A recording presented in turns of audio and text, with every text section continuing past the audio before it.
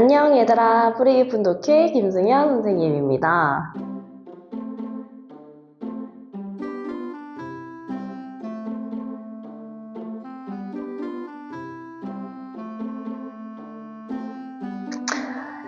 자 얘들아, 우리 어느덧요 고려 이야기도 막바지를 향해 달려가고 있습니다. 지난 영상에서도 잠깐 정리를 했지만 반복이라고 하는 거는 하면 할수록 좋은 거니까 우리 다시 한번 이 고려 상황을 좀 간단하게 정리를 해보자고요. 우리 처음에는 왕건이라고 하는 인물을 중심으로 고려가 어떻게 세워졌는지 살펴봤습니다. 그러면서 그때 당시에 이제 강력한 세력을 가지고 있었던 호족이라고 하는 지배층에 대해서도 함께 좀 살펴봤었고요. 그리고 시간이 흐르면서 이제 새롭게 음서제도와 또 공음전을 바탕으로 권력을 잡게 된 문벌귀족에 대해서 살펴봤어요. 이 문벌귀족은 특히 대표적으로 뭐 이자겸이라든지 아니면 김부식이라든지 하는 인물이 있었다는 점, 그리고 큰 두 번의 사건, 이자겸의 난과 묘청의 난이 있었다는 점, 그것도 함께 이제 우리가 공부를 해봤었죠. 자, 그리고 그 다음 시간에 우리 뭘 봤느냐, 이런 문벌귀족이 자신의 어떤 권력을 바탕으로 횡포를 부리고 또 특히 이 무신들과 자신들은 다르다라고 이야기를 하면서 엄청 차별을 많이 하다 보니까 화가 난 무신이 결국에는 정변을 일으키는 그런 모습을 살펴봤었습니다. 기억나지 얘들아? 막 엄청 차별도 많이 하고 그래서 결국에는 이제 무신이 화가 나가지고 문벌귀족과 이 왕 이제 가만두지 않겠어 하고 좀 일으켰잖아요. 그래서 우리 크게 이렇게 세 파트로 나뉘어져서 고려의 내부 상황을 좀 살펴봤습니다. 자, 그리고 바로 지난주에는 얘들아, 이 고려의 내부 상황 말고 이제 외부 상황을 같이 한번 살펴봤는데, 이 무신정변이 일어난 이후에 무신들이 이제 정권을 잡은 그 시기였어요. 지금까지는 비교도 할 수 없는 엄청 강대한 적이 나타났다 하고 살펴봤습니다. 그게 바로 누구였냐면 원나라였죠. 그죠?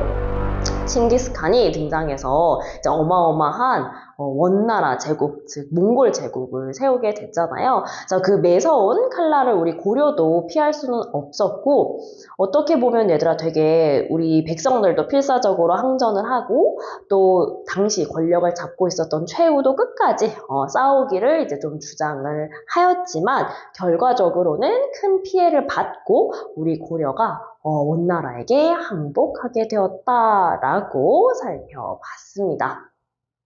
자, 그러면 오늘은 얘들아 이어서 좀 어떤 이야기를 해볼 거냐면요. 훌쩍 원간섭기를 지난 다음에 이야기를 좀 해볼 거예요. 거의 이제 거의 100년에 가까이 되는 시간을 우리가 얘들아 이 원나라의 간섭을 받았다고 했잖아. 그런데 언제 우리가 이 원의 간섭에서 그럼 벗어날 수 있었느냐? 바로 공민왕 때입니다.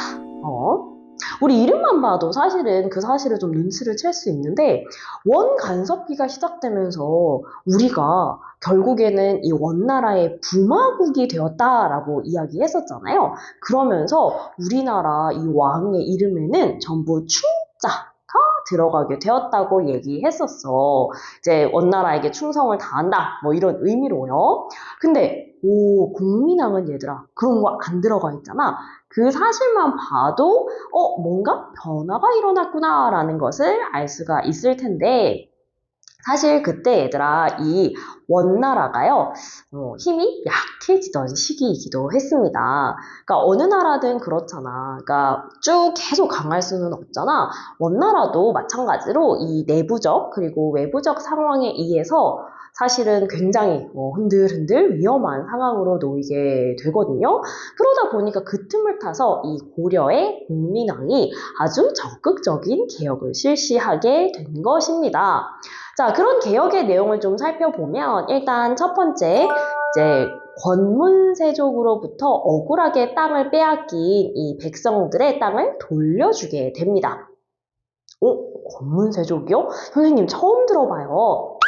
자, 이제 권문세족이 얘들아 드디어 했는데 우리 아까 호족하고 그 다음에 문벌귀족 그리고 무신의 순서대로 고려의 이제 지배층이 바뀌었던 거 기억하죠? 네 번째는 권문세족이었어. 무신들이 한창 이제 자기가 이 정권을 가지고 있을 이후에 결국에 우리가 원나라의 공격을 받아서 새로운 어떤 이제 상황에 놓이게 됐잖아요.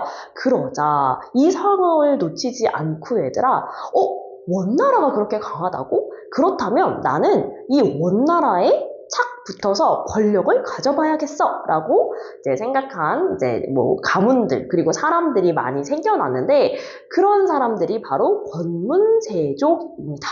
대표적으로 얘들아 기씨 가문이 있습니다. 기일가, 즉 기씨성을 이제 쓰는 이 가문들이 엄청 그때 당시 권문세족으로서 힘이 강했다고 해요. 대표적으로요. 자, 왜 그랬냐면 기황후라고 하는 인물이 등장을 했기 때문인데 이 여성은요 이 원나라에 강제로 얘들아 끌려가서 사실은 그 황궁 있잖아 원나라 황궁에 일을 하던 그런 신세가 됐는데 어머 이게 웬걸? 원나라 황제의 눈에 띈 거야. 그래서 세상에 원나라의 황후가 됐대. 그러다 보니까 자그만치 얘들아 원나라의 황후잖아요?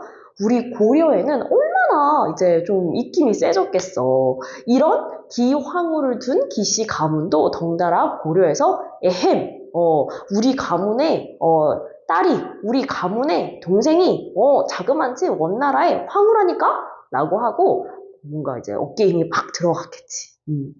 그래서 대표적인 권문세족 일가가 됐는데 이 공민왕 같은 경우에는 이런 권문세족이 가진 힘을 뺏으려고 노력을 많이 했다라는 말입니다. 그래서 아까 이야기한 것처럼 권문세족이 이제 불법적으로 막 농민들한테서 땅을 많이 뺏었거든요. 그런 것들을 다시 돌려주고요. 또 억울하게 노비가 된 이들을 풀어주기도 했답니다.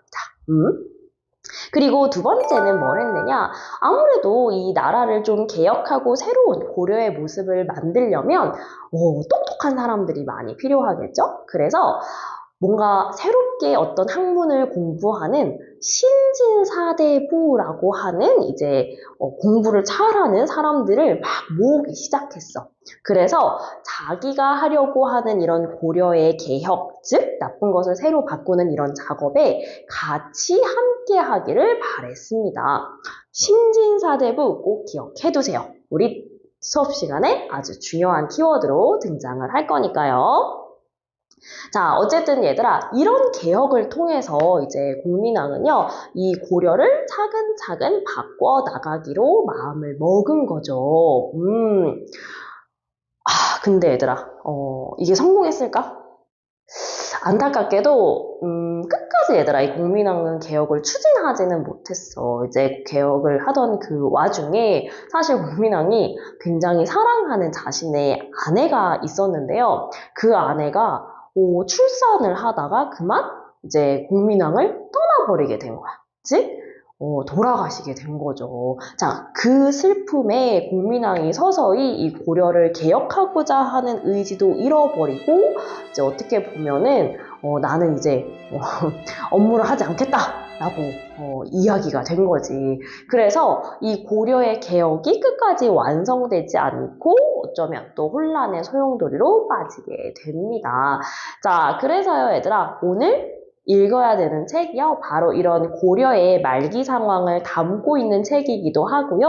또 플러스로 어쩌면 이 고려를 다시 좋은 나라로 만들고 싶었던 사람들의 이야기이기도 합니다. 근데 그 방법에 있어서 차이가 좀 있었지. 이 부분부터는 여러분들이 많이 접해본 친구들도 있을 텐데요.